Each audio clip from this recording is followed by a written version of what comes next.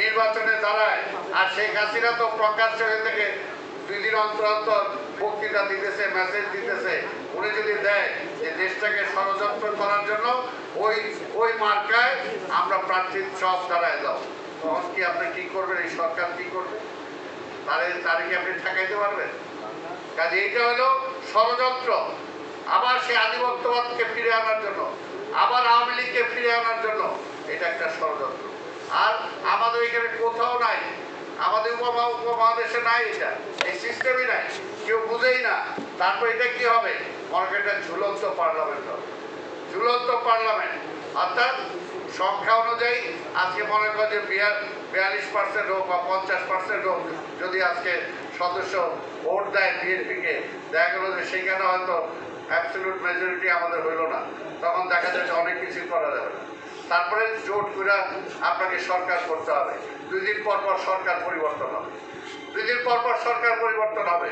জাপানের মতো দেশ, এত উন্নত দেশ, সেখানে এই সিস্টেম আছে, কিন্তু সেখানেও কিন্তু পুরোপুরি 100% নাই, 100% নাই।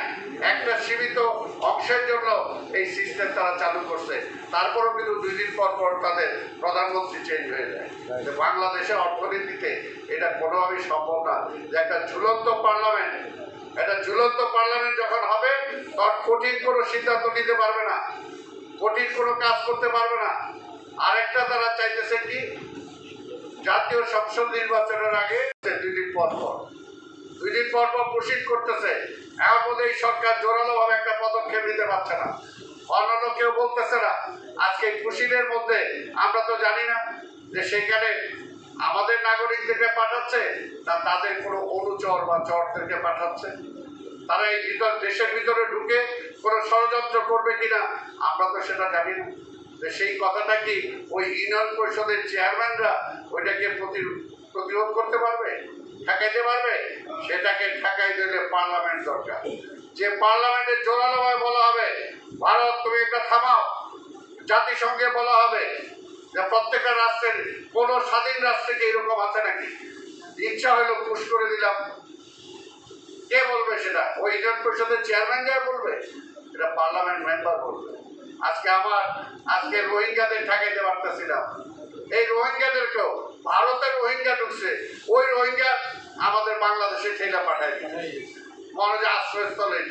এটা কে বলতে পারবে? আজকে যে ভারত একচেটিয়া প্রভুত্ব বিস্তার করতেছে, তার বিরুদ্ধে কে কথা বলতে পারবে? পার্লামেন্ট বলতে পারবে, ওই ইউনিয়ন পরিষদ চেয়ারম্যান বলতে পারবে, চেয়ারম্যান বলতে পারবে না।